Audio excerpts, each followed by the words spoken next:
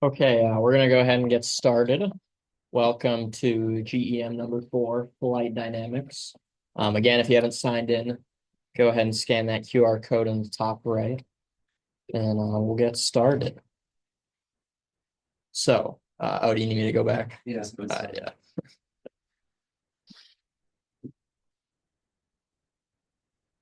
All right. So, again, this is the GEM schedule.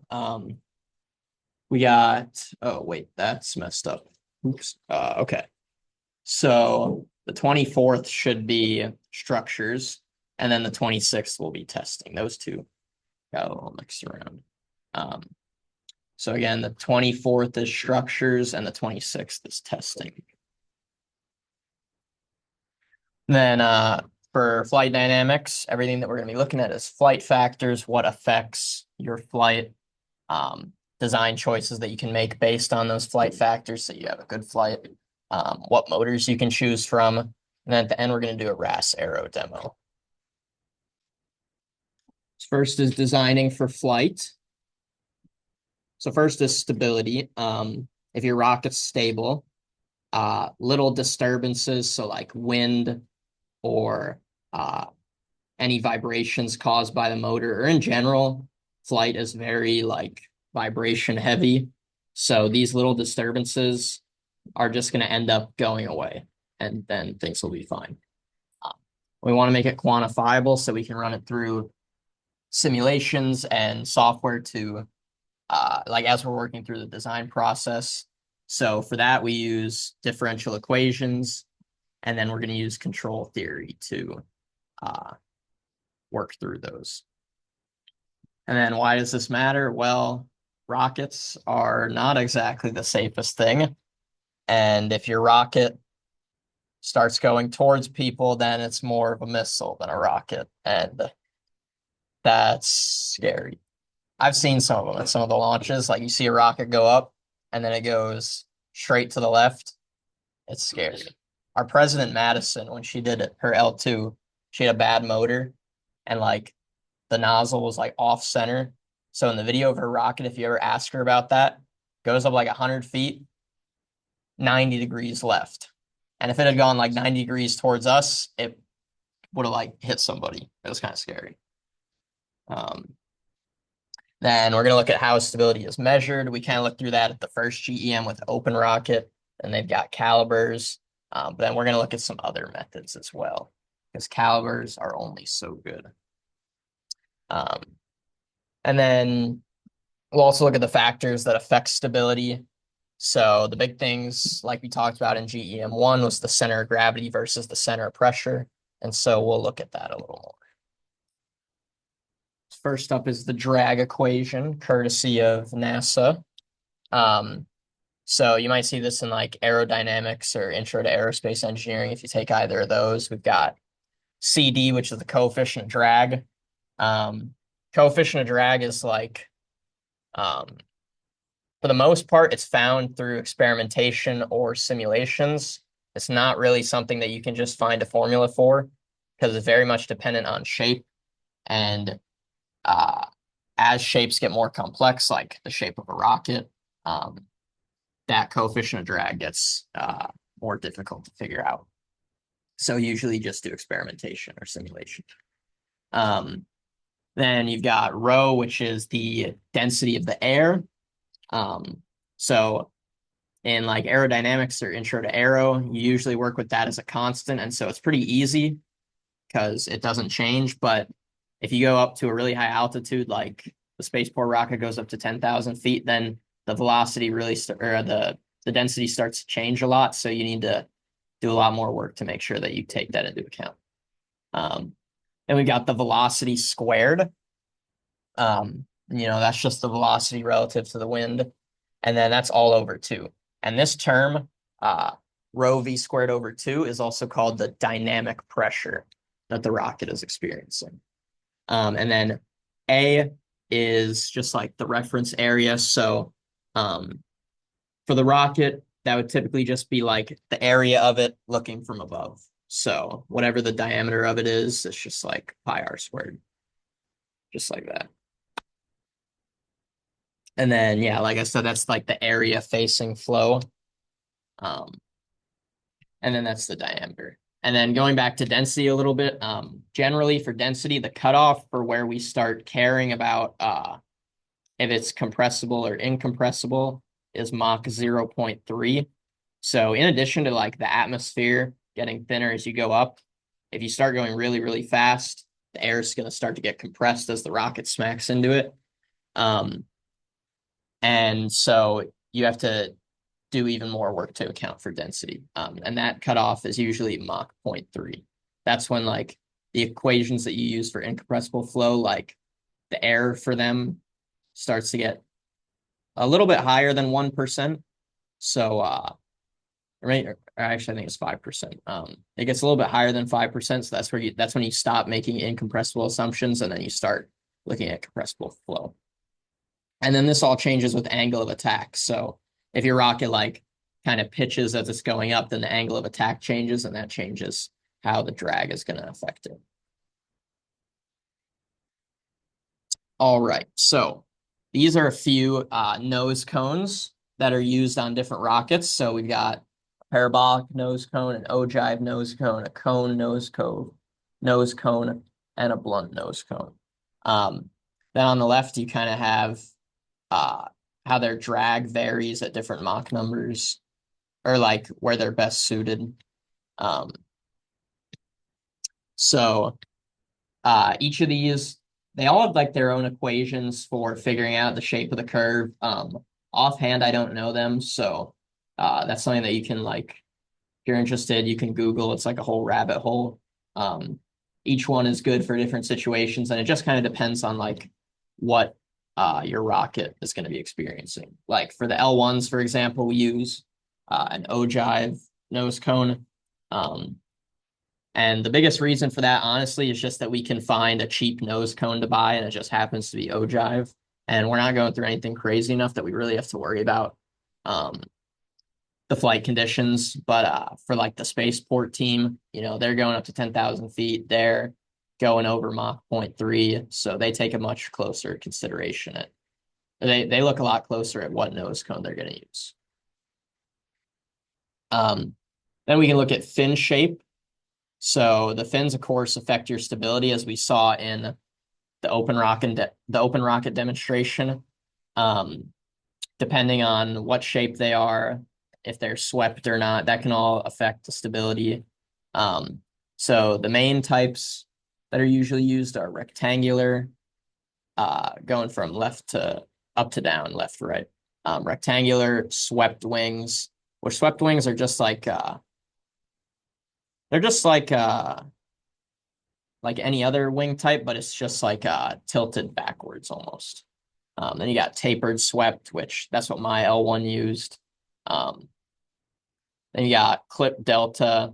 A lot of times that's also called trapezoid, or well, trapezoidal is the next one. Clip delta has that flat back edge, but trapezoidal is a trapezoid.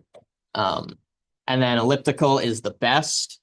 You kind of get more of an explanation for this when you go through like anything with wing theory.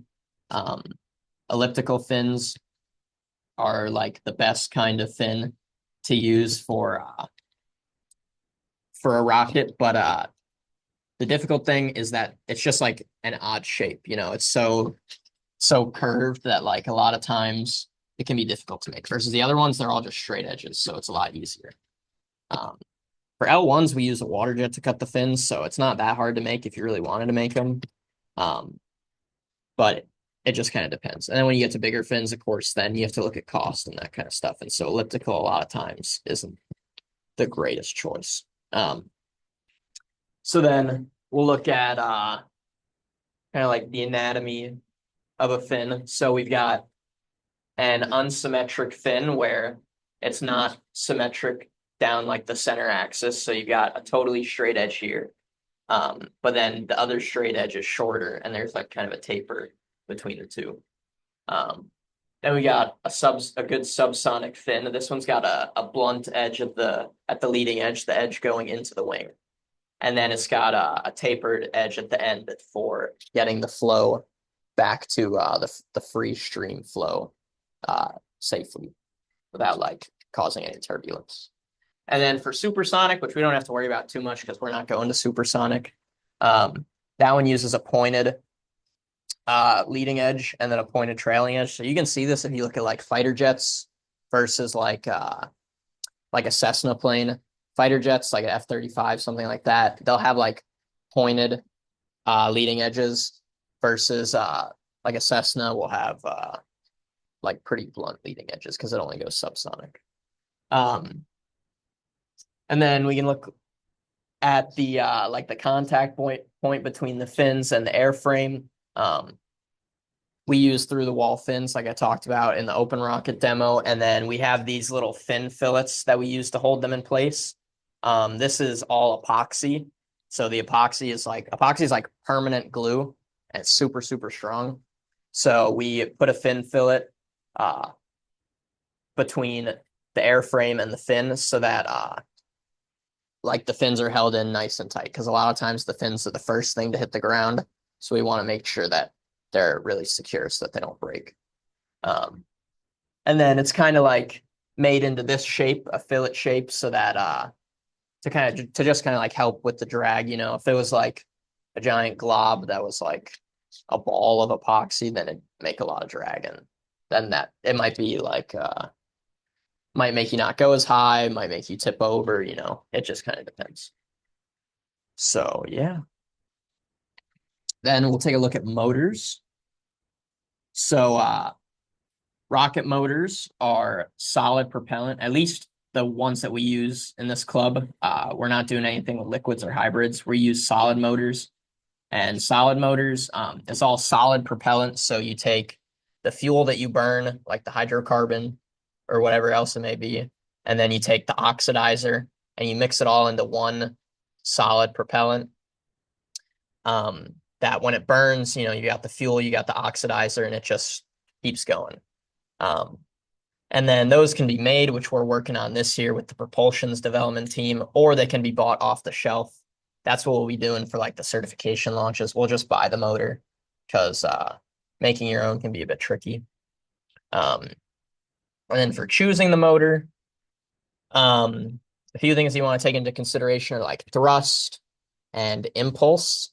So for impulse, which is force times time, they've got different classes of motors, and those are denoted by letters. So the smallest ones are like A, or they even have like AA motors that are like really small. Then you go all the way up to like O. And if you get bigger than O, then you're like, you like have a job and you work for like SpaceX. I don't know. And so here you can kind of see a list of all of them. So all of these ones, anybody can use. You don't need any sort of high power rocketry certification for them. But then when you get up to H motors and I motors, you need a level 1. And then for J, K, and L, you need a level 2. And then if you go up to M, N, or O, you're going to need a level 3. And then you can see there different impulses based on each one. Sometimes it might be a tiny bit off from this by like 1 or 2 Newton seconds, but generally it gets pretty close to that value.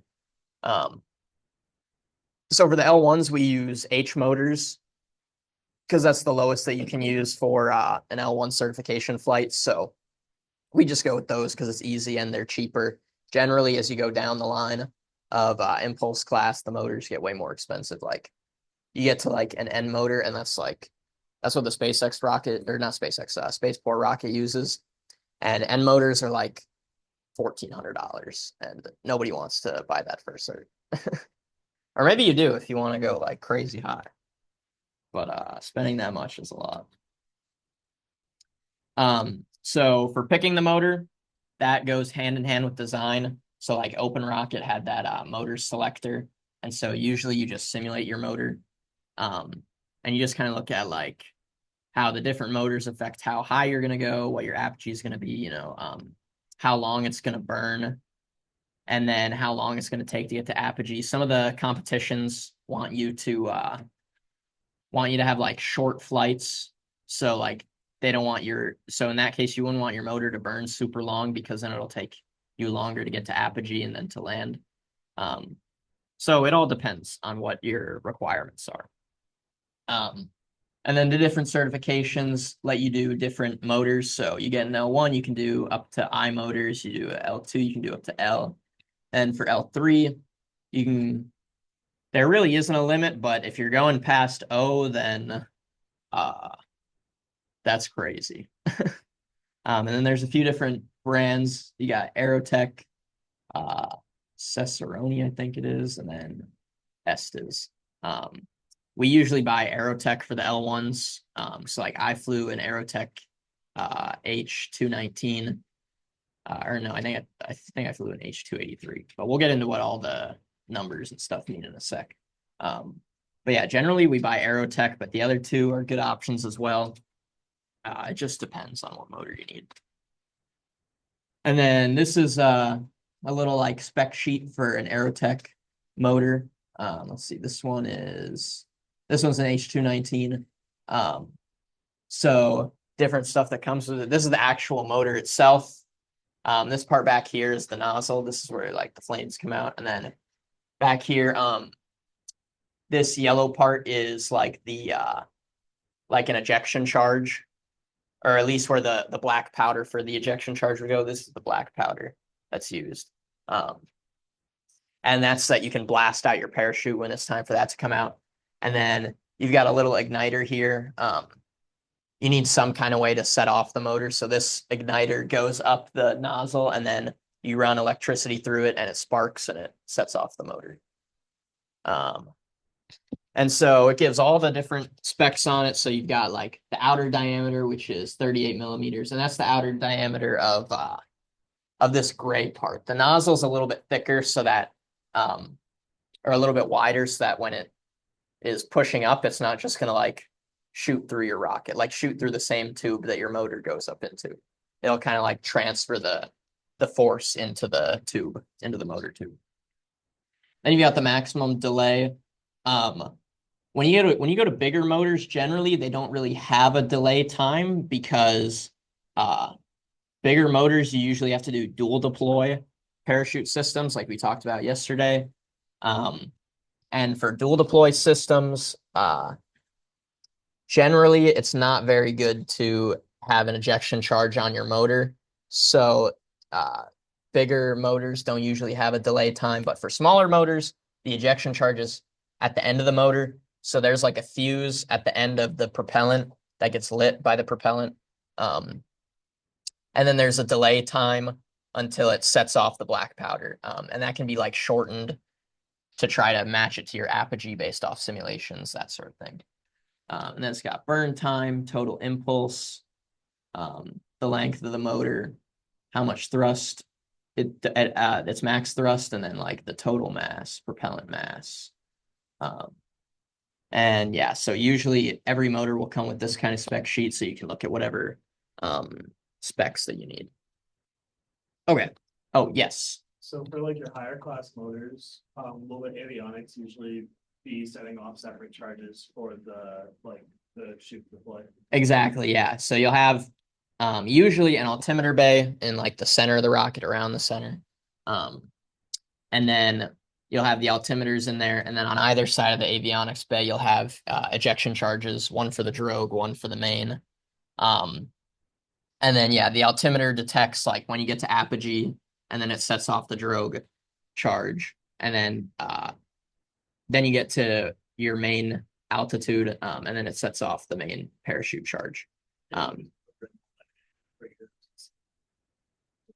Exactly, yeah. And it kind of depends on the altimeter. Like some of them have set main parachute deploy altitudes, and it's like pretty hard to change it.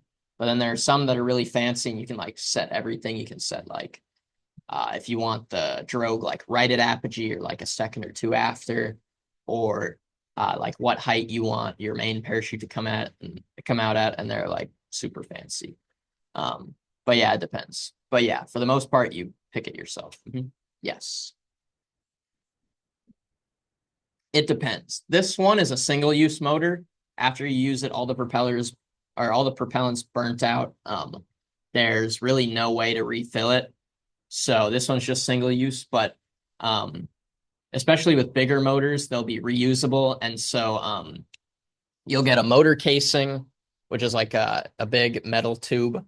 And you put that in your rocket, and then you take then for the reloadable motor itself, you get sent propellant grains, which are like uh it's like the motor is split into like a bunch of different parts, and then you like glue them together um to make it like one long motor, and then that goes into the motor casing, and then uh and then you can reuse the motor casing, which is nice because the motor casings are super expensive. Yes. All right, we kind of figure back on that. You said you're mixing your own, element. Mhm. So, For spaceport. uh, that's- Um, my guess is the end goal is probably going to be M or N. That's what the rocket used last year, and I can't imagine it getting smaller. Um, or at least not by much. So they're probably going to shoot for M or N, but they'll probably do some smaller ones along the way, like maybe an H or an L or a K. Their goal would be scratch or. Mhm. Yeah, pretty much. So just like buy the raw materials, mix the propellant, put it into like a custom made case, all that. So yeah, it'll be awesome. I can't wait to see it. Okay, so we'll go a little more into the numbers on a motor name. It kind of varies from company to company, so this might not always be true depending on who you're buying it from. But this is how it is, at least for Aerotech. So first, you've just got the class. Um, the class is usually the same for every single provider. Maybe if you go like outside the United States, it might be different, but generally, it's the class markings are always the same. Um, and then after that, you got the average thrust in newtons. So for an H219, this will give you the impulse, and then you can get that average thrust. And then you got the propellant type, and typically this just refers to like color, so what color it'll burn. So like some of them burn red flames, some of them have like white flames. It just kind of depends. It's like an aesthetic thing. And then you got maximum delay time. Um, and so that can be shortened with like a tool that's like a little drill that you kind of stick into the motor to like get away some of the fuse. Um, and so it'll just have that in the name just so you know when you're buying. And then the letter at the end, I forget what this one is. I think it's like I think it has something else to do with the fuel composition, but offhand, I'm not totally sure. Do you know what that last number or what that last letter means? I'm not sure. It's probably like version or something like this. I believe. Oh, okay. I'll Nice. Um, okay, so yeah, we'll look a little bit more at the delay grain and the propellant. So uh the maximum delay time has to do with how much delay grain is at the end of the motor. So I guess it's not really a fuse, it's just like more propellant, but this propellant burns very slowly. Um, so after your like thrusting propellant burns through, the delay grain lights, and then that one burns slowly until it gets to the black powder charge, the ejection powder, and then that'll explode and blast out the parachute. Um, and then yeah, they've got all the different Aerotech propellant types, so the colors get crazy, and then some of them in addition to being like a crazy color, they'll also like it'll be like a firework sparkler. So it'll like crackle as it goes up and like shoot sparks everywhere. It's super cool. Um, I think the H283 that I used was a white lightning. So that was pretty cool to see. And then we'll look at a few of the different simulation programs. We got Open Rocket, and this is good because you can get the whole flight simulation. Like we were able to get the whole like apogee, velocity off the rail, flight time, all that. And it's pretty user friendly, in my opinion. You know, you don't really need to know much about coding to work with it, like some of the other ones you might have to. Um, versus the cons is it's not very good when it comes to high drag. Um, so It's best for subsonic stuff like the L1s or the L2s, or yeah, like L1s, L2s. But if you get up to an L3 and you're using a big motor going really fast, it can be a bit inaccurate. Then we got RAS Aero, which we're doing today. Um, this one does some stuff with experimental data, and it's also user friendly. Um, but it is not simplistic. You can't update individual rocket components. So that can be a little bit annoying. Then sometimes for simulations, we use like coding languages, coding libraries. So the big two are MATLAB and RocketPy. Um, so the cons of these is that they're very, very customizable. If you can code it, you can do it. Um, and then also, you can have a bunch of different people work on the code, super collaborative. But the cons is you have to actually be able to code it to do it. So it can be a bit of a learning curve to learn the language. And then of course it's only as good as its inputs. So if your code's bad, your simulation's bad. So you got to take that into account. And then at the end we've got CFD. So the one that we've used a lot is ANSYS Fluent. ANSYS Fluent. We used that a lot last year, especially for spaceport. They used it a bunch. And then we just added the new aerosciences team for working on that specifically. And the pros of this one is just like super, super accurate if you do it right. It's like as close as you can get to like doing a wind tunnel simulation, or like an in-flight test. And it's very, very good for once you get up to those high drag numbers. Some of the other simulations start to break down, but CFD still goes strong in a lot of cases. The cons is it is not user friendly. Jade, the flight dynamics project manager, or not flight, spaceport project manager, she did flight dynamics for spaceport last year, and she spent like, oh my god, she spent like a month trying to get the CFD to work for like a sphere. Like, yeah, like not even anything complicated, just like a ball, and it just like would not work. So it's not very user friendly. It really is a skill to get it to work, and then you really need to know a lot about fluid dynamics to get it to be able to have that skill. It's not something that just anybody can walk into and get it to work. And then again, just like the coding libraries, it's only as good as its input. If you have a bad setup, you're going to get bad results. And so, yeah, we'll go ahead and get started with the RAS Aero demo. So, be on my computer. yeah, we can do it on your computer. We just got to plug it in. Set.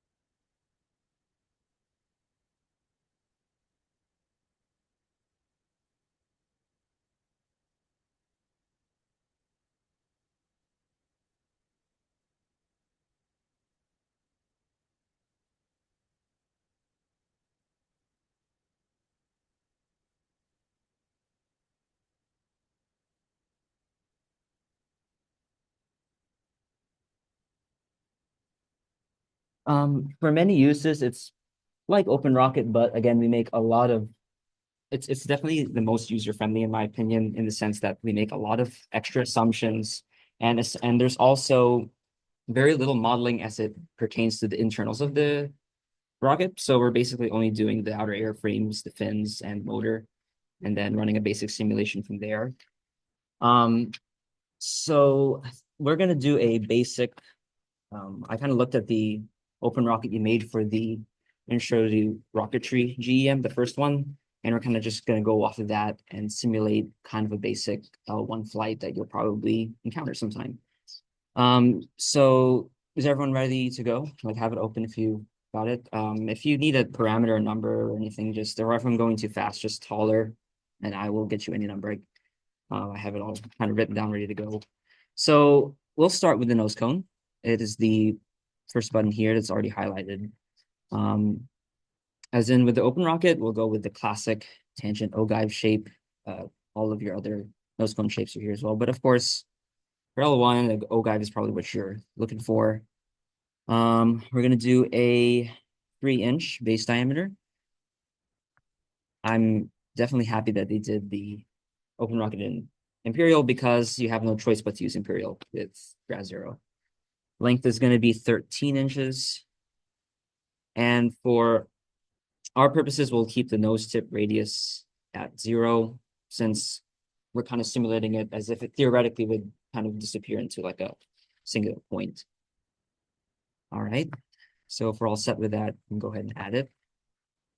So it should kind of look like this, kind of spread out and get tangent to a 3-inch diameter.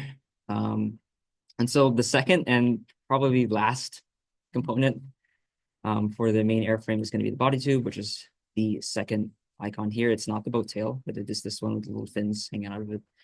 You'll notice that the diameter is locked at 3 inches, so we can't really change that in this scenario. You'd probably have to go in and add a transition section if you're dealing with multiple diameters, and our length in this case is going to be 36 inches. Yeah, no protuberances are necessary in this case. And again, 3-inch diameter is fixed. We're not going to worry about rail guides or stuff like that. That's kind of more of a technical like simulation thing for some other time.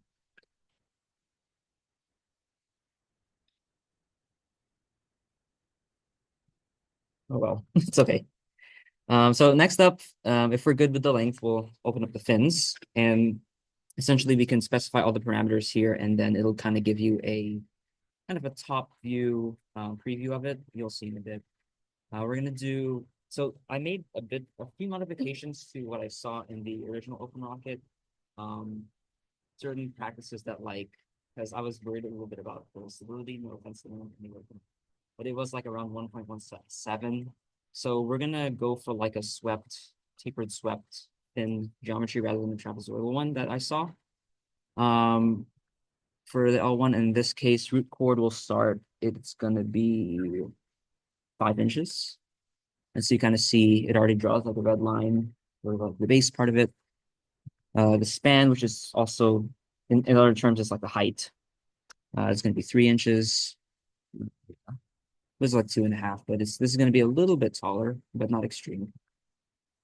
Tip chord, also 3 inches. Seat distance, also 3 inches. The proportions work out pretty nicely in this case. Fin thickness, what do we have? 0.118-ish, 0.212 looks fine. And distance for the base of the tube, kind of important in the sense that this is one of the more important values that affects your center of pressure.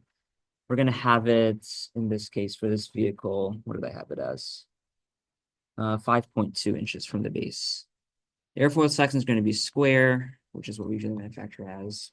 Oh, and we're going to do 4 fins, not 3. Yeah. So I'll give it a second. Should kind of look like this. Relatively swept. It should kind of protrude out of the base a little bit, but not quite too much. Should be relatively balanced. Are we good with this? Okay, so okay. And then we'll just click add, and then it should pop up nicely. So now that's basically the extent of which Raz Aero, unless you want to add a boat tail, this is kind of the extent to which the vehicle is modeled as far as the actual profile of it.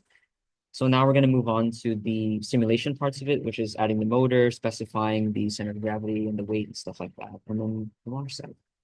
So the way that Raz Aero is pretty finicky. So it doesn't have like I don't believe, a pre-existing like motor sort of like a built-in like motor, let's say it like this collection. You're gonna have to import, I believe, a motor file. So you're gonna head to thrustcurve.org, and I'm picking the Aerotech H178DM for this model. I remember in the Open Rocket, it was think it was a higher number in the sense that higher average thrust, but the impulse was not as great as this one. This one should help with stability a little bit more since it kind of has a little bit more of a sustained burn time while not sacrificing too much of the average thrust. So you're gonna, once you get there, it'll be a RASP file, and you're gonna you're gonna click the download button and then just save it to wherever, somewhere where you can access it, and it should save as an ENG file. So that's what we're gonna be doing now, and then we're gonna import it, and then that's how we're gonna set up the simulation in a bit. So we're having like a, yeah, sorry. The motor is, sorry, I'll keep it up here, H178DN.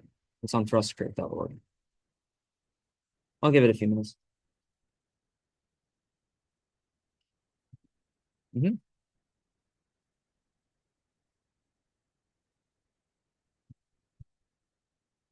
It's the RASP file. Click this button. It should be a .eng. Yeah. RockSim is, I think OpenRocket likes RockSim, but I don't think Raspberry likes it. I think it only takes ENG. Okay, so if we're good with that, we're gonna go to File, select Motor File, and then just pull up where you have it saved. So I have it in the my flight dynamics folder. It should be, yeah, right here. Just double click it and should be in. There's a way we're going to check for it to see if it's actually imported later when we actually set up the simulation. So once again, File, select Motor File, wherever you have it saved, and then just double click it.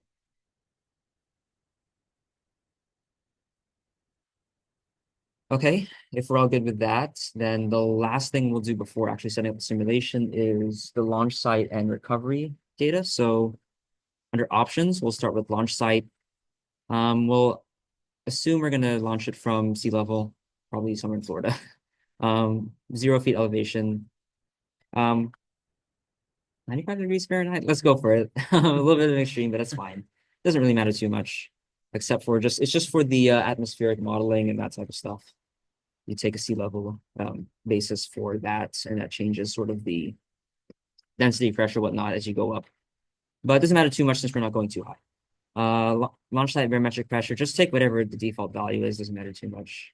Wind speed 5 is a good estimate for what is probably going to be experienced. If you want to be very conservative and stress test it, you probably go with like 10 or 15 for any sudden gusts.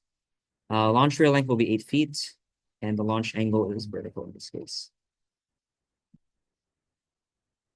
Pretty straightforward stuff. Yeah. Okay, so if we're good with that, we will do the recovery. Last thing we'll do, surface finish main get to. Yeah, just recovery. So we're gonna have one and only event for the one and only event for this model will be the apogee deployment of our parachute. So event type will be an apogee. The device will be a parachute. The only thing you can select. 36-inch diameter, and the drag coefficient for the open rocket was 0.97. If you had a drogue combined with it, you'd do a second event, or the mains in this case, in the first event would be the drogues. So like say we did have a main, we'd specify an altitude, and then say your main will deploy at whatever altitude. I believe this is in feet specified there. But that will be it for recovery. All right. And so last but not least, flight simulation. So if you like triple click the motors loaded, it should open up this menu. And from there, if you select the drop-down menu, it should have the motor that you imported ready to go. So you can select that. We'll assume a nozzle exit diameter of 0. In reality, it isn't, but we'll assume 0 for here. Given the scale, it doesn't really matter either. So our center of gravity, in this case, I made a few modifications. So to help with stability, I assume that you'd add probably a little bit of ballast near the nose cone, and that will kind of, and the goal with that is to position your center of gravity higher, and in other words, like closer to the nose cone, which will increase the separation between center of gravity and center of pressure. And then that will also increase the overall weight, which could also increase stability a little bit. So it's going to be 30.58 inches from the tip, and the weight will be 4 pounds. and a 0 ignition delay. In reality, that's not the case, but we'll be fine here. And we're not doing any multi-stage rockets, so no other additional boosters are needed.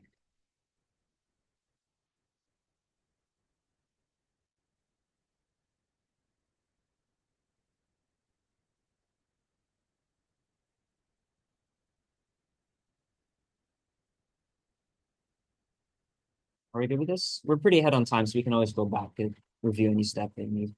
So, all right. So we're going to click save, and it should have a simulation ready to go. You're going to right click on this leftmost cell and then click run selected. Boom. So it should have sort of a predicted altitude, max velocity, time to apogee. Pretty standard stuff. And so most important, one of the last important things to ensure is that you can run the graph. So it defaults to this altitude graph, and it works, as you can see, kind of piecewise, in a piecewise fashion. So you can kind of model to see if your recovery scenario and your launch trajectory looks, it makes sense and it looks concrete and reasonable. So as the motor burns, you kind of see this exponential increase, and then as burnout happens, it's a parabolic trajectory, and then when your parachute deploys, it's a linear descent rate. All right, and then you'll also see propagation through time, each data point, if you need a specific. So say you want to calculate your velocity off the rail, you'd calculate the velocity you see kind of where the rail ends, which is at, 8 feet. So like in this case, it'll be 65.8 feet per second, which is pretty simple. And then you can also specify a bunch of different things if you want to study, let's see, angle of attack. Acceleration is kind of important. So you kind of see a sharp increase there. And then, and it's also plotted as a vector. So you kind of see when it's at a positive, negative magnitude, and all this other stuff. Weight also kind of important. As you can see, most of our weight comes from the motor. And then you can kind of also, if you want something more specific, don't forget to save your changes. Oh, before I should move on, you'll see kind of the center of gravity plotted against the center of pressure.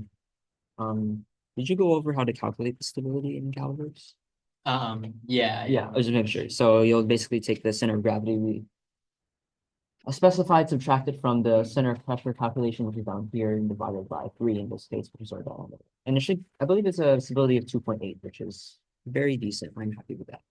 But in addition, you can always go into aeroplots and basically plot you can specify any independent and dependent variable you want. So you can like plot coefficient of drag via Mach number, which is a popular one, or vice versa, and specify what Mach you're going up to as necessary. And that's all, yeah, power off, power on is all in there. Any questions? So it's very useful to compare with your open rocket as well, kind of get a sense of where, data points are sort of converging or diverging.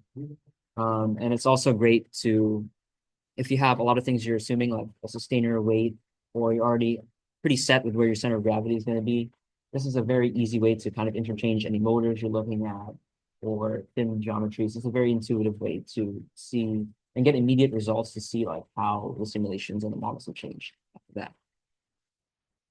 All right. So I think that is it for my RAS0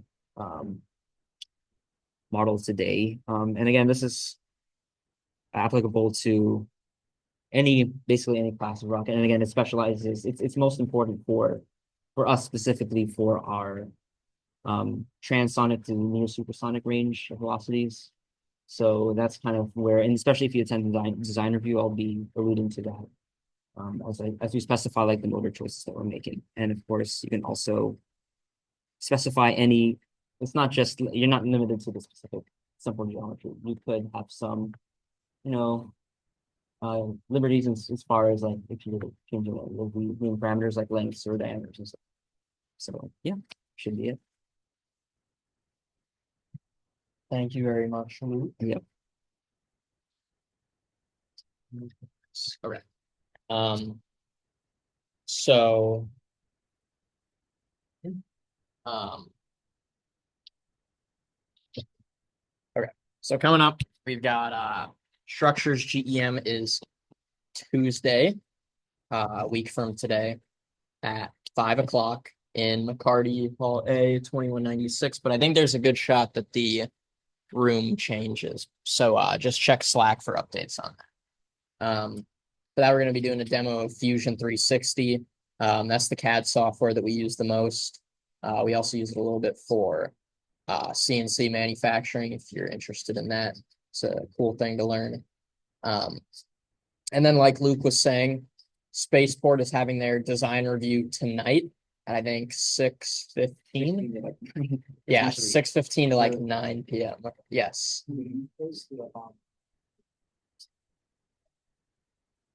Yeah, sure. I'll post that. Mhm.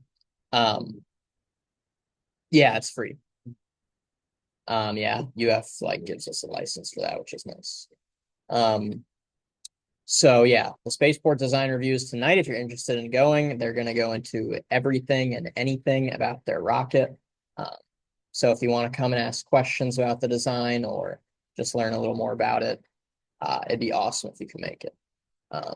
So yeah, that'll be it for today. Does anyone need the attendance? Awesome. All right.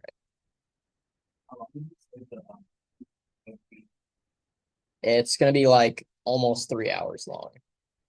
Yeah. Most of it's probably gonna be. I got. We're trying to deal with our motor situation. Yeah, acceleration of 25 Gs is looking very